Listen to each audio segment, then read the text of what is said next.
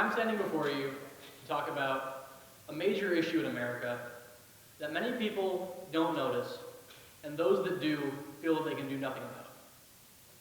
Now, the issue I'm referring to is the American school system. Now, in the crowd, how many of you have gone or are currently going to school? Most of you should be raising your hands. We've got bigger issues. All right. Now, out of those who raised their hands, how many of you honestly like waking up in the morning and coming to school? So, a couple.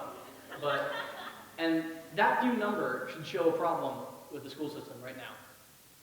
Now, you'd think that in a place where students spend 180 days a year, which adds up to roughly 1/3 of their entire lifespan, that students should at least like coming there.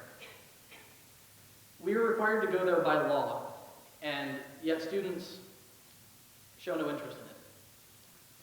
Now, the main reason people don't like coming to school is because it discourages the three main traits of human beings. These traits are creativity, diversity, and curiosity. Now, creativity is the means by which humans express themselves and show their individuality. This can be shown through art, music, and a number of different ways. Now, schools push math and science as subjects, and we've seen a rapid decrease in the art and music industry in the schools. This is discouraging the creativity of students, and it has been scientifically shown that art and music are a key part in a child's education, and it actually, studying art and music benefits those studying science and math. And another main problem that discourages creativity in schools is schools create a fear of being wrong. Now, how many of you have been, say, in a math class, the teacher writes a question up on the board and asks the student to come up and demonstrate how you solve the problem? And you're sitting at your desk and no one moves. This shows a problem. We have made it so being wrong is feared. Being wrong and mistakes are how we learn, and it is not something to be feared. And this needs to be changed in the school system. Now, moving on to diversity. Diversity is the fact that we are all different. Now, if you turn to the person sitting next to you, you possibly have the same eye color, possibly the same hair color, but chances are you are almost nothing alike. Now, taking this into account, since we're almost all different, we all learn in different ways. And schools don't take this into account. Schools teach in a linear fashion, like a factory production line. This was proposed by a man named Horace Mann in the early 1800s. And we're still using the system today. That shows that we need to change. Now, moving to the third and final characteristic of a human being, curiosity. Curiosity is the fact that all humans are naturally inclined to discover the world around them and trying to figure out how it works. Now, schools have required subjects that they make you take and don't allow you to explore your interests that much. They do have some electives, but not the broad array that most humans need. And most of these subjects don't actually engage the student and apply the subject to real life. And this brings me to another point, is that school doesn't teach you and prepare you very well for the real world. Many schools don't teach you how to do taxes. They don't teach you how to raise children. They don't teach you personal health or nutrition. You're not taught the laws of your country. How many of you know all 30 of your human rights? How many of you knew there were 30? This shows a problem. Now, we're not taught our own human rights.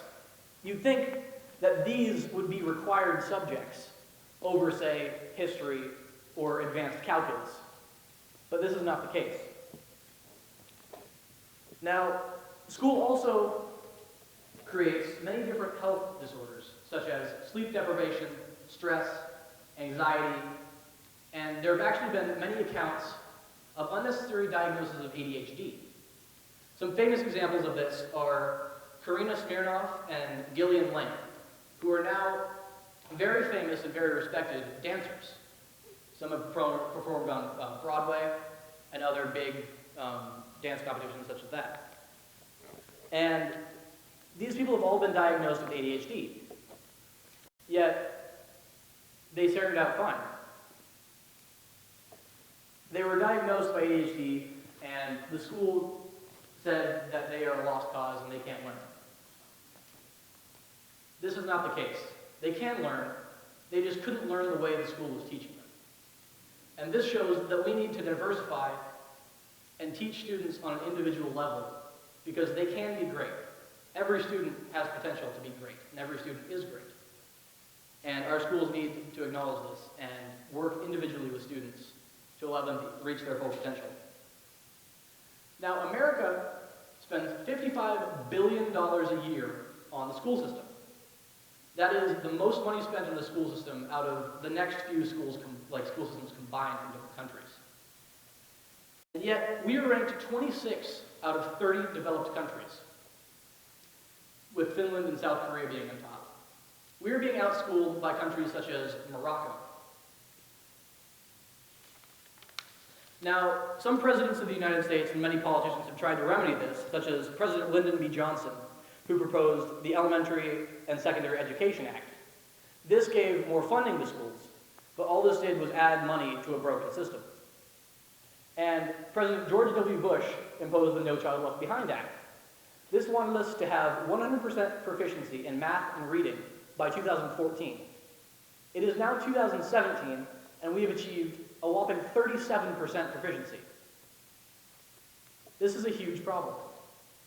Now, if we look at an example of a successful school, such as Finland, which is ranked the #1 school in the world, they have personalized teaching methods. They have a 0% dropout rate as opposed to America's 20%. This is caused by teachers and staff working with students on an individual level and making sure they achieve what they need to survive in the real world. There is no standardized testing, and students are allowed to explore their interests. There are no required classes. And there's another different standard in Finland that differs from America. Teachers in Finland are held in the regard we hold doctors. They are the most highly respected members of society in Finland. Many teachers in America go straight from high school into college to get a degree in teaching. And then they go straight into student teaching and then into a classroom where they teach themselves. They didn't have a chance to get much real-world experience in the subject they're teaching, say science, mathematics, and anything like that. They can't really apply it to the real world.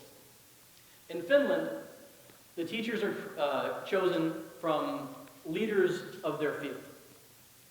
So you could say a chemistry teacher would be chosen from a person that used chemistry in the real world, such as a chemical engineer or something like that. And they are chosen to be teachers, and they have to go through rigorous tests each year to make sure they are up to scratch to teach the students there. Now, how do we fix America's schools? How do we make America's schools more like Finland's and better educate our people? Well, in order to fix America's failing school system, we need to get rid of the Common Core.